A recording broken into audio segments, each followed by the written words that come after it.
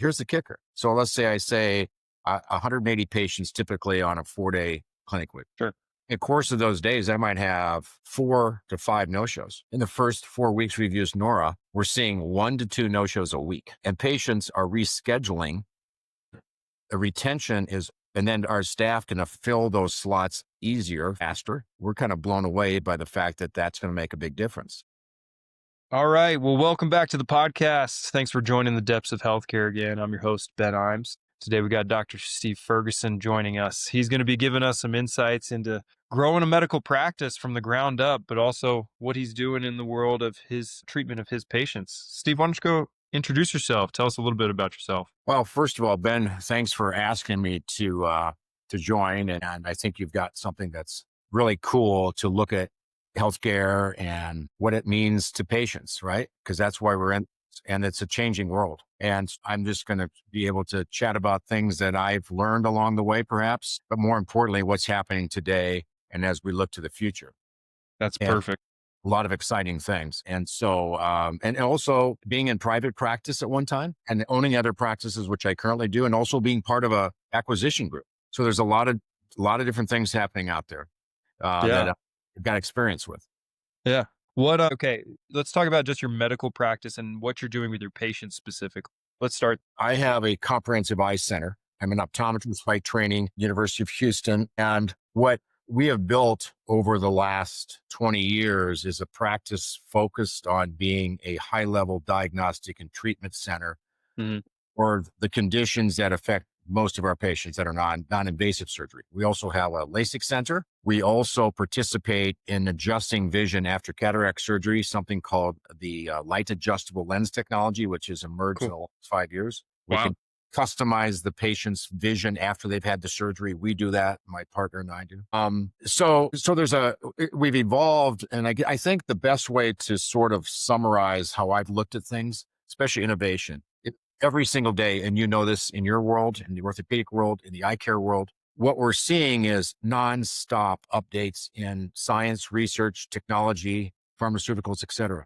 And so what I still have the energy to want to learn. So as soon as I lose that energy, you should shut it down, right? But basically, when we see something, we start going, wow, this looks awesome. How would it impact what we're currently doing? And how would that change patients' lives? And always look at it like from a family member standpoint. How would treat a family member different? And then the way that we look at it is what's the cost? And then how many patients do we have in our practice that could actually need that treatment today? And if we felt compelled that this is something we've got to have, if we're at a break even, we would put it because we feel like we're ahead then. And that's always been our way we've assessed things. And it's a nonstop world, just like the LDD system we put in September. Like being one of the first practices in the Midwest to put LipiFlow in for MGD treatment for dry eye well over a decade ago. We saw the research, we saw the science, we saw the need, and then made the decision to make those kind of investments. And you can't, you believe in what you believe in, right? And Totally. And you can only go off of the clinical research that you've seen, but once it becomes your investment, you're like, right. this better perform. And actually, it's interesting because there's not really a perfect roadmap. We talk about before, like we learn on the fly to some degree, but no different than what we have done in the world of treating MGD, meibomian gland dysfunction, which is the leading cause of dry eye, by the way. So it's an interventional treatment. But our approach when we first started today has evolved dramatically because we understand. I published a paper with my son, who's a corneal specialist, ophthalmologist. And I believe we might be the first published attempt to ever subclassify MGD into categories. And it allows us to target the treatment in my practice differently. So that's just an example of growing and evolving and changing and of trying to look at how do I make these outcomes better. I really like what you said. I really like what you said about the fact that if you're not willing to adjust and to pivot based on the data that you're seeing, then it's time to hang them up. You know, it's time you're not doing your patients a service at that point because you don't have their best interest in mind. You just have, the old dog, new tricks kind of thing holding you back. Yeah, good point. Good point. And then, geez, my brother-in-law is a physical medicine specialist, so I have an understanding of all the world that's non-orthopedic surgery, like the biologics and all these different things that are out there. And you're obviously involved in those things too. But yeah, you've got to stay current. Every morning I start with coffee and look at the updates that come through like you do. And we say, okay, what's happening? What's happening? And I'm thinking about patients, right? Like I've got a guy that's had a bilateral anterior ischemic optic neuropathy event, which is essentially like a stroke to the surface of the optic nerve. And there's no treatment for it, right? There's really no treatment. It comes from just a little bit of maybe some cardiovascular change or association, but the carotid nerve, and it's typically an age-related phenomenon. And it's fairly rare to be both eyes. So this guy's all of a sudden lost an active guy that now does not have very good vision. But report out of a company that I work with called medicine called Oxerbate, which we used to generate nerve function on the cornea, which has been an incredibly great breakthrough medicine. Now suggesting that they've got a new biologic that can regenerate optic nerve function in a case like anterior. So I immediately think of my patient. Totally. I think of Bill, and I think of a few other ones. So I think of Bill going, hey man, I told him when this happened, and he went to the University of Iowa ophthalmology and for some confirmatory consultations and all, which has been fantastic. I said, don't give up hope. Things just evolving. Yep. And that's the world that we live in. I think it moves at, I don't know if you've probably seen it over 20 years, but what used to take 2 to 3 years to develop in terms of whether it be a medication or a intervention to get approval. Now that's like every new week is something new. Yeah, I mean, it is. It's a rapid paced world. And I just think to be able to stay with it, you've got to be willing to want to continue to say, hey, maybe I wasn't doing it as well as I could have. Sure. There's a better.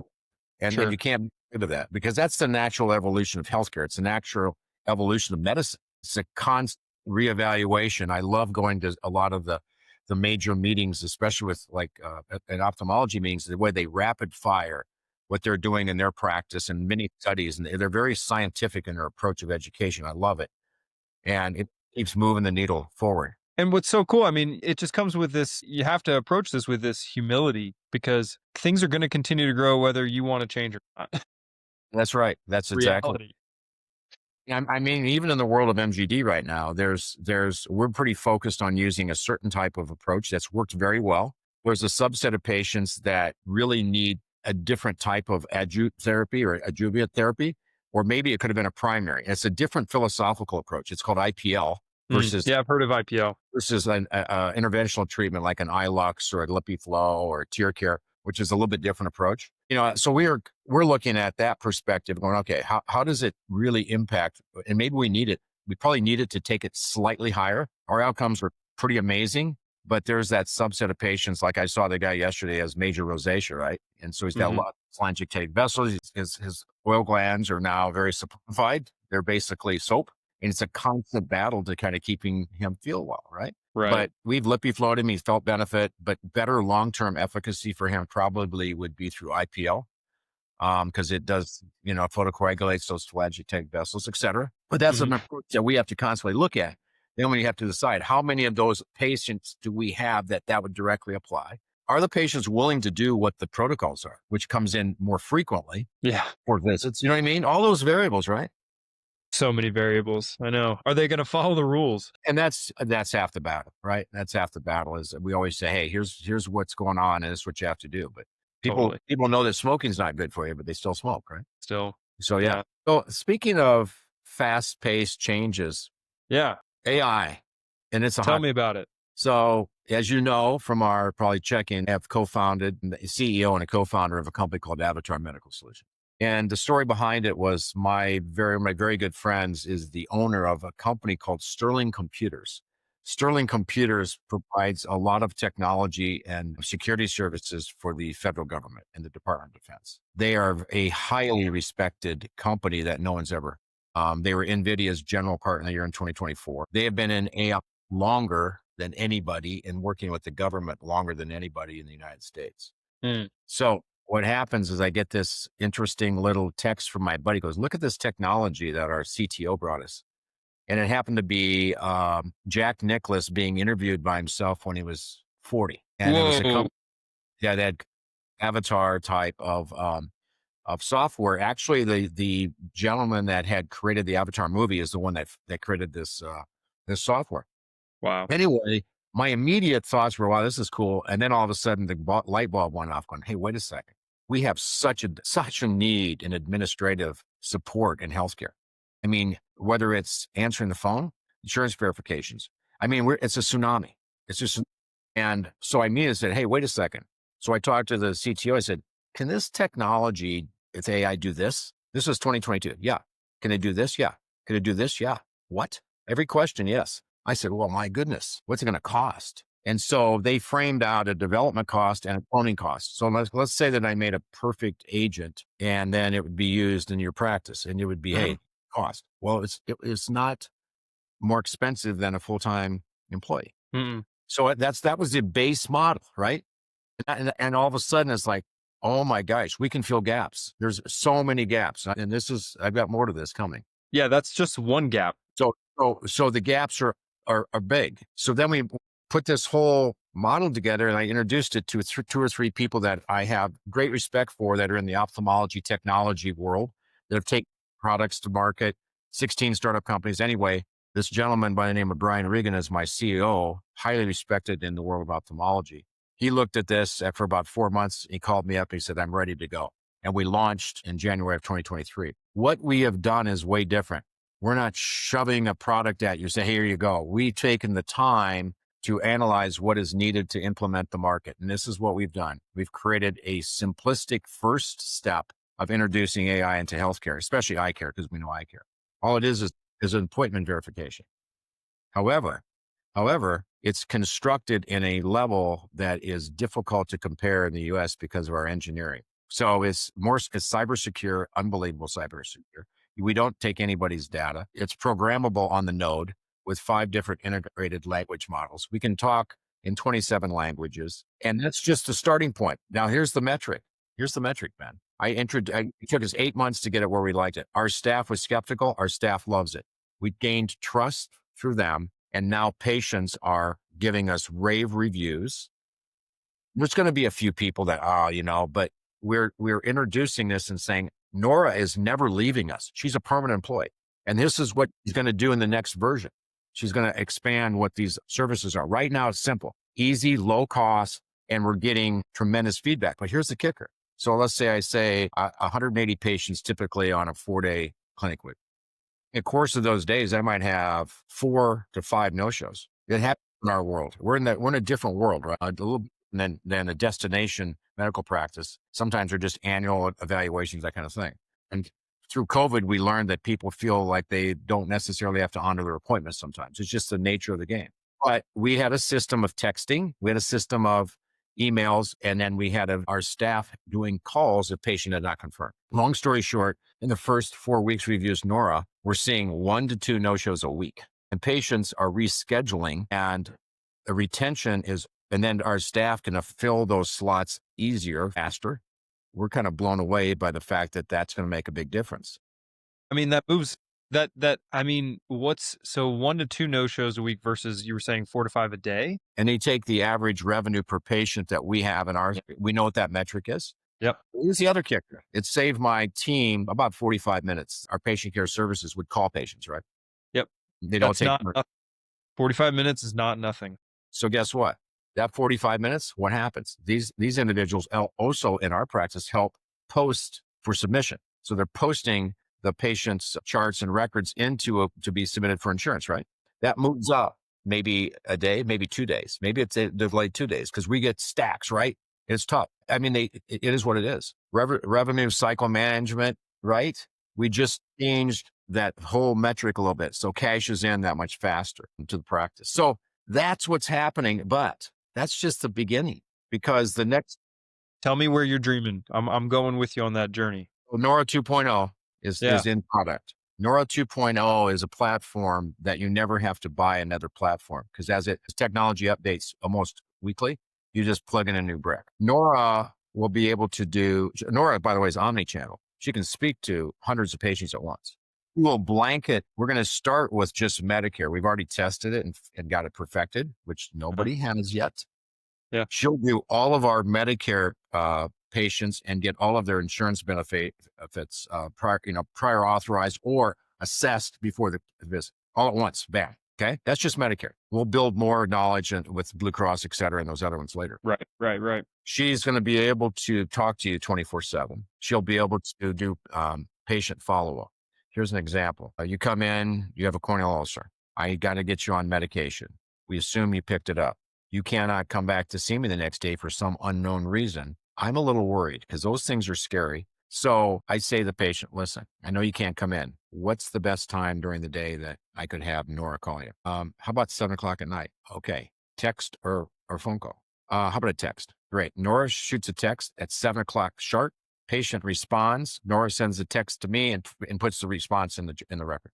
That's one example. That's Phone brilliant. rings. Hey, I've got a question. I need to get my glaucoma med refilled. Okay, great. Boom. And guess what? There's no message left. It's a circular experience. Nora will contact our nurse that's in charge of that. Bam. I'll let Terry know. If I don't have a response from Terry in 15 minutes, I'll call you back. We'll stay on this. It's done. So there's no more. That's just it's a system like that. Closed loop now. Yeah. Now let's talk about what you and I want, which is the next phase. Maybe Barkley. Okay. I call it Barkley because that was one of the things we created initially. Barkley is an interactive avatar that sits on my screen and does all the scribing. In a different level. Everybody says there's products out there. The difference is you've got to make sure you understand the technology and how protected the data is. And I can't even say that enough. I didn't know anything about this. I just trust these engineers and they're telling me, Steve, you have no idea what you have here. They're the ones that work with all these major technologies. They're the ones doing this. Their technology companies are coming to them to build up the platforms. So we have the ability then to just continue to evolve, and Nora 2.0 is avatar ready, metaverse ready. We have already completed that prior. We thought we needed to jump there, Ben. We realized people are not ready for that yet. They're ready for AI and they're ready for it in a gentle application, which we've done. And I'm experiencing that. That is, we have to have this to survive. We are going to make it. I just read yesterday from the MAHA Congress. I'm not sure what part of the government or whatever it's in, but anyway, but I saw some of the key leaders there. There's a telehealth company called OpenLoop. They're based out of Des Moines, Iowa. And their CEO graduated med school in Iowa, did not go to his plastic surgery residency and launched this company. Understand once again, the future. His thoughts are in 2035, 90% of healthcare will be digital. Why? Because patients want access whenever. They don't want to have to drive into an office. They want us to be able to do these kind of things. And the technology is evolving to be able to get better and better. Even in the eye care world, I could send you a box someday and you could do your eye exam at home sitting in your chair. All the sensors, all that. And it could be synchronized or asynchronized. I mean, all the data would come to me and I go, hey, man, you look good. You want to talk or not? I mean, exactly. And your note will automatically dictate from whatever the results come in. Yeah, exactly. So, I mean, this conversation can go all over the place because there's just enormous potential, but that's what's happening in our world. And it's a real thing right now. And this is the thing I think my listeners don't really understand. And I keep trying to illuminate through this series is the fact that if you're not getting on the boat right now, like you're going to be so far behind in a year that you're going to be playing catch up for the rest of your career, right? Especially with these private practice owners. Let's talk about them specifically. I mean, how many ophthalmology practices are there across the US? Thousands, tens of thousands. And if they're not adopting these kinds of things, like, then they're just going to get left behind. And the patients will leave. They're going to go to the guy who's innovating. They're going to go to the guy down the street. Very interesting point you just made. We have surveys. We want patients to give us feedback, right? Totally. Yeah. And it's been pretty overwhelming how positive. I mean, I've had a couple of patients that are a little bit older that, they just didn't feel, I get that. But guess what? We can say, listen, and our Nora is so intuitive that can just say, hey, listen, if you're not comfortable, have one of our staff member call you back. Yeah, that's it. Switch, right? But you're so spot on that we've got to let our people understand that this is never going away. And that includes staff. And I think the key thing is what we see with our staff is if we can take this, they elevate to a little bit different level. Yeah, it's true. They get more face-to-face human time. It actually increases our human connection by using the AI to do all these repetitive tasks. And that's what we're seeing and that's where we're going. And that's what it's built for. I think it's built to learn those tasks that can be automated. If you teach it, like you say, in the very protected way to do the task that can be automated and repetitive, then that you're utilizing it to its potential and what it's created for. I mean, the big discussion nowadays as well is, will AI replace physicians or medical practices? There's no way. There's No, no way. it's going to just make But it better. it can only assist us in making us better. I follow this guy, Graham Walker. I don't know if you're familiar with him. He's an emergency medicine guy. He created MD Calc, if you're familiar with MD Calc, big algorithmic kind of use across medicine. But he's talking about, like, the big systems, the big EMRs like Epic and Cerner, and how they have this monopoly running and they don't want to innovate to help us, the providers. What they want to do is kind of hold back, hold back, hold back until it's like too late, right? Great I mean, point. in my patient encounters, I use, scribing software on my phone that I tap in, but that's through Epic and it's not good. I'll just be Yeah. straight up. Like, you No, have we to know. teach it, but it's Yeah, not good. we already know. We know all this stuff. But there's so many other, like, parts of the practice. Like, I'm even just thinking about just the organizational side of things, you know? I mean, we can even kind of shift and pivot in that sense right now, but from a business ownership standpoint, if you had all these tools to implement for marketing or for search engine optimization or for, just setting up your website in the first place, Yeah. you would have More had so much personal. less stress. Yeah, one of our use case, we have 56 use cases and we stopped of application. Yeah. Here's one a That's too, physician, yeah. You're like, there's more that could go. absolutely, physician assistant. So that basically you have like a dashboard of things, and you just sit down and say, "Hey, Nora, could you check to have any birthdays coming up? Do I that I need to be aware of? Do I have? Hey, there's an article I just saw. Could you research it, give me the cliff notes, and summarize this for me? Yep. Could you Yep. send Ben a thank you note for asking me to be on this podcast and get it to me, and then I can sign it? Could you call, my brother and tell him that I'll meet him at such and such?" All of that through verbal communication. Yep. Yep. We have doctors that want that. The biggest demand, actually, that when we're integrating and talking with different practices, they want the patient follow up. They want the ability to communicate with the patients, pre-surgical, Yep.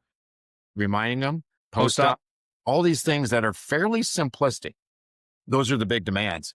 Where we're focusing at is a use case. We're focusing on the phone system first with Nora 2.0, the ability to take inbound and outbound calls to our team, and then doing insurance verification as the next, that's a carve out easy, and then expand different avenues of what we want: patient triage, patient education, informed consent, interact informed consent, and then patient intake, where all of a sudden we go to a live Nora avatar. Like right now, I could pop up and Nora says, "Hey, let's get you checked in." I don't type. "Okay, you still living here?" Boom, boom, boom, boom, boom, boom. Great. Yep.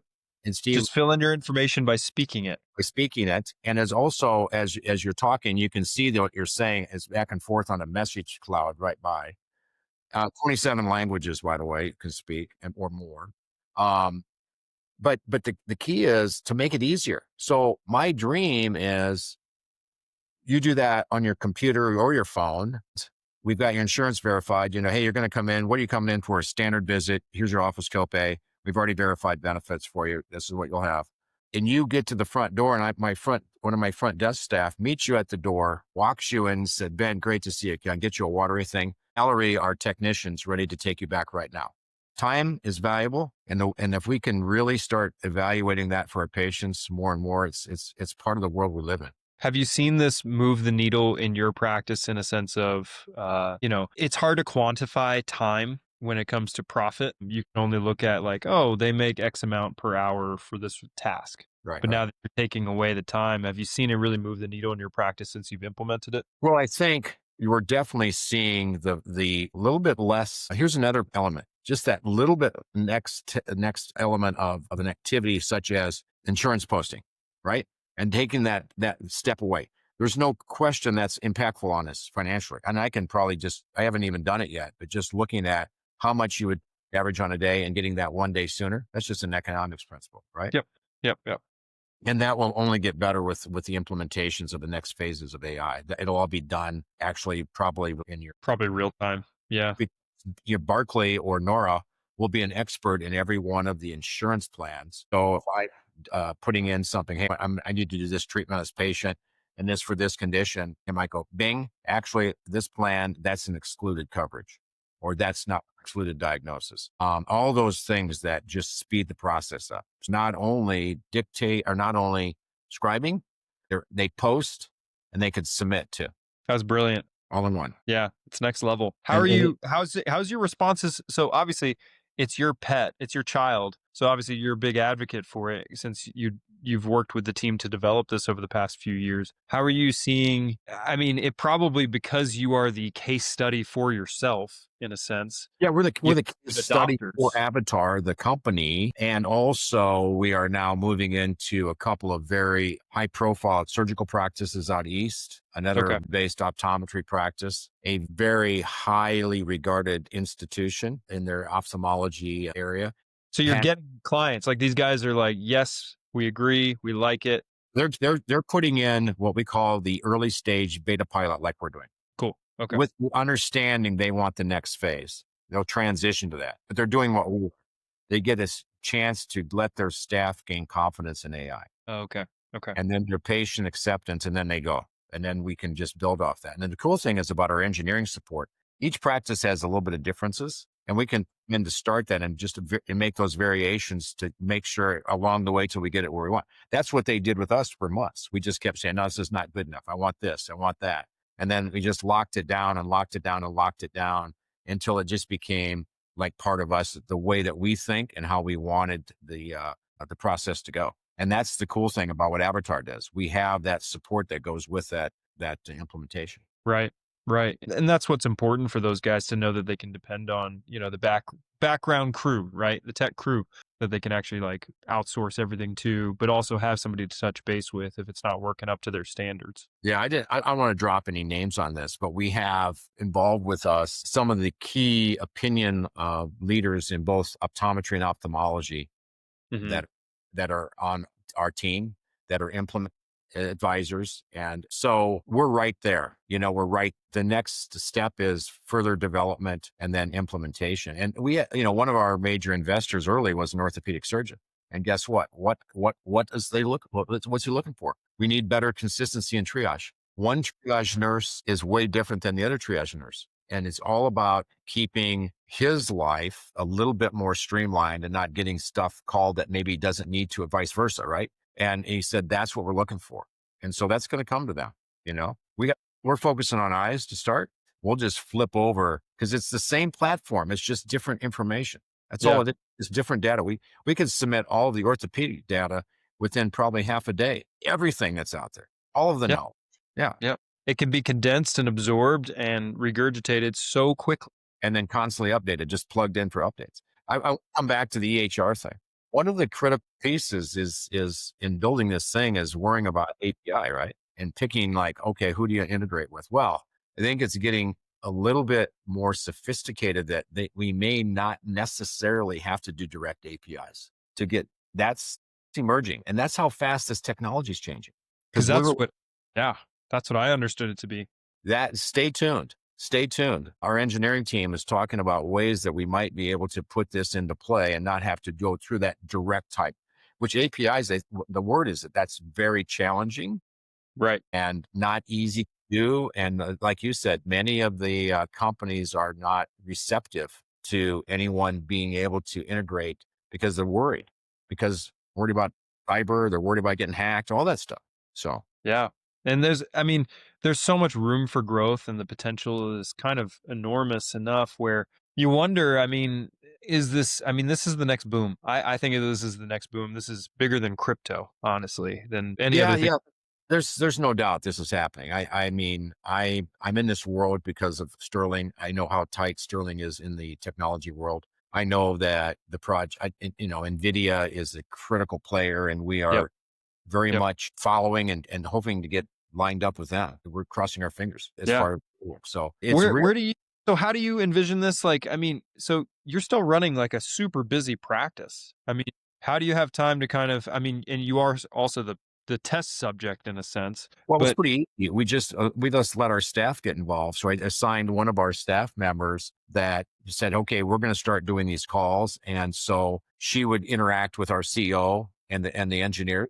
And then guide that development side and then be on it and then just start the test calls 5, test calls 10. And some of us would get calls and do these interactions. And it just became that process. But what's really cool about it is letting the team be part of the end product. So we stick Nora in your practice. It may not be exactly everything that you want. You might want a few things. We call the engineering team. It's added tomorrow. It's changed immediately. Guess what? We can change the personality of her. You want her to be firm and stern? We can do that right now. Yeah, just dial it in, whatever you want. And so that's the crazy thing about the ability to be, a little bit, not the same. So you don't have to say, oh my gosh, I'm buying one computer and it's everybody's computer. No, I'm buying a platform, Nora, but Nora can be different here and slightly different over here. Yeah. I mean, it's super cool. I think it's really unique that also, I mean, no one told you have to do this, right, Steve? I mean, this is something that it seems like it's just your intuition of, I want to run with this. That's actually, that's a good point, Ben. You think about this going, why did I decide to do this? I decided because I saw the need. That's in it. my own, I feel I need, and every doctor that's busy feels something similar. I mean, it's just staff feeling and what if I can improve my staff culture by taking some of that just repetitive, tough stuff away from them that they can be focused on caring for people. We still need humans. I'm sorry, we do. But the bottom line is using an AI staff member to support the humans and expand what we can offer. We can't ask my staff, right? It's not, to be 24/7. I mean, I suppose you could probably find some unusual world like that, or you could do a virtual overseas assistant or something like that. Sure. But continuity in my practice. I want continuity. And I want you, my patient, to know Nora's part of our team. And we're going to use her to help me, help you, so we can just be better. And it's just that good. Yep. I mean, and that's what it's all about. So I love hearing your inspiration for that, just because, I mean, it just shows that you actually still care about your patients because you see a need and you try and fill it, right? I mean, if you had a patient say the same thing just in a visit yesterday, where you'd say, oh, well, you have this need and I can find a tool to match you up with that. It's all just about connecting the right tools to the right problems. So that's a good point, Ben. So let's kind of like, I'll pivot it a little bit. So I have a gentleman that suffered a stroke in the middle cerebral part of the brain, which oftentimes will leave half of the visual field completely gone. Monomus hemianopsin. You're familiar with that. So as I'm going through my updates, the next phase of helping people too with severe eye difficulties is non-organic, is smart wearable eyewear and recreating things. So there's I think it was in Calgary, has developed a software to fill in the visual field in a pair of smart wearable glasses. So this guy, I say, hey, listen, I just discovered this today because I'm interested. Well, my staff research, it's not quite available to us in the market. I said, here's information. I said, call him, find out if you can get involved. So he's like, yeah, I'm going to call him and see if I can get part of their test sample or try to get the software. And he was excited, but that just happened like bam, one day I look, whoa, what is going on in this world? There's another interesting, a lot of different things out there, but in the world of neurology, okay, I'm involved with, as an innovation with a product called narrowband green lenses. And It was research based out of Rami Bernstein in Harvard. I consult for a company that developed, their engineers took about 1.5 years to develop the specific bandwidth of green light. He discovered the pathway, the green cone pathway is different throughout the brain than the red and the blue, which we use those in retina to define color mixture. Right. In blue, isolated alone, overstimulate you. A green neuromodulate, everything comes down. Long story short, he did a study putting patients suffering from migraines in a room with a green lamp, and 75% of those people showed significant reduction. So therefore, we needed to figure out how to move that lamp to this, and which has been done. So I've been evaluating and working with patients for 2 years with these beta products, and it's been amazing. I mean, people have an acute attack. We put this on within 20, 30 minutes, it's gone. Now, that's not everybody. Yeah. I did not create any side effect. I've got people that have suffered migraines their entire life. They can't figure anything out. And all of a sudden they have these and it's their tool. They just put them on whenever prodrome is coming. So that's another example of the world of innovation and change and being open-minded. The neurologists are like, whoa, but there's other neurologists that are out there understanding this and embracing it. In fact, our government is looking at it strongly to use these for PTSD. Mhm. I'm going to tell you, I have a patient who suffered 2 explosions in Afghanistan on 2 missions, came to see me, and I tested him. His PSTD can't leave the house, and chronic migraines. He's gone through all the therapies, nothing's helped him. And he looks like you and me, and he talks like you and me. You can't tell he's been through these. He has had severe TBIs. But what I'm getting at is, so we took a pair of narrowband green lenses with no prescription and sent home and said, try these. He said to me after about an hour, he goes, Steve, I can't believe how much different I was feeling. I think I might be able to leave the house. Well, a second component is there's something called a neural lens. A neural lens is a prism that synchronizes the eyes. So at EBI case, we lose the ability to coordinate. Our eyes become misaligned. Sometimes they never recover. So we can't really function either. So we test him in a neural lens, put it in front of him. He goes, oh my gosh. I mean, he has tears in his eye. I mean, he goes, I can function. So a neural lens combined with this, Yeah. he'll be the first patient in the United States to have that combination. And we're going to see how he does. He already knows this is going to help him. Yeah. Well, because he told you, right? And he tested them. He tested them individually. He's like, when are they going to be done? So we're getting them built through a lab. And so that's another out of the box thinking. But I mean, and that's is what it is. If it only helps a few people, big deal. It's life changing for those people. Totally. It's for everybody. I'm just saying this is as an example of taking science, what's going on, and not putting your head in the sand and going, this could really help. And Steve, that's I think my listeners are hearing that across the board, no matter what the situation is, whether it be this medical issue with this guy, it could be dry eye disease that somebody's been suffering from for decades. It could be the technical issues of running a practice and losing revenue or just seeing an issue. Whatever the case is, you're going to try and fix it if you see an issue. That's right. That's right. And that's probably defined myself that I'm like. I have 13 or 14 little mini subspecialty clinics within my practice. We are now using FFERG to analyze retinal function in diabetics that has a score, and that is tied into research from Bascom Palmer. So it analytically tells us what that patient's risk is. Even without structural change, that out of bounds score could put them more at risk for developing structural change, which could lead to vision loss. But also the eye leads the body. So the other docs, the endocrinologists want to know what's going on. The higher the level of retinopathy, the greater the chance of kidney disease, cardiovascular, all that. And that's another example. It came along. We looked at it 2 years ago. Whoa, this is interesting. And it's all connected. It's all part of it's another elevation of technology we've changed our mindset, how I care for patients. It's better. And guess what? The AI system is coming, image review. We have digital images, wide field images on patients for 15 years. I've said in the meetings, it's incredible, but we just have to move that technology to clinic. And it's coming. So it's coming. And it's going to be in all kinds of healthcare, right? We're going to use that so incredible.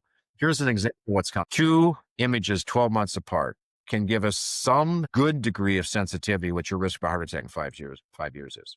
Then you do another one, the learning curve is deeper and the sensitivity profile increases. But here's the best part about it, right? The AI system will look through your medical, family, social, everything, and carve out how you minimize your risk and what you need to do today, right? And then the question is, are the patients going to follow the rules? You're going to give them a chance. We're giving you all the information to make the decisions you can. Yeah.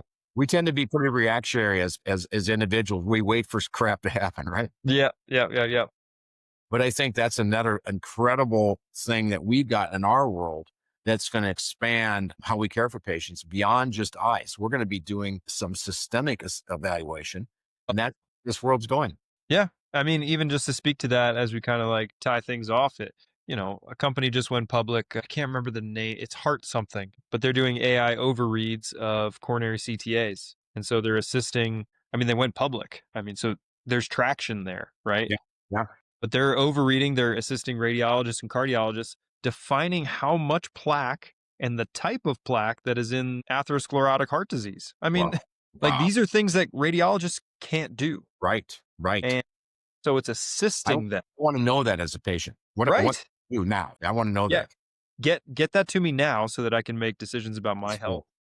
So then I'm going to leave you with one last statement. Yeah, go ahead. Where where AI and where the avatar world is going. So an avatar, let's say that I'm an avatar, where it's going to be so powerful is in mental health care. We've already studied, we already know that humans are more they trust avatars more than they're going to be more truthful with an avatar. It's already been studied.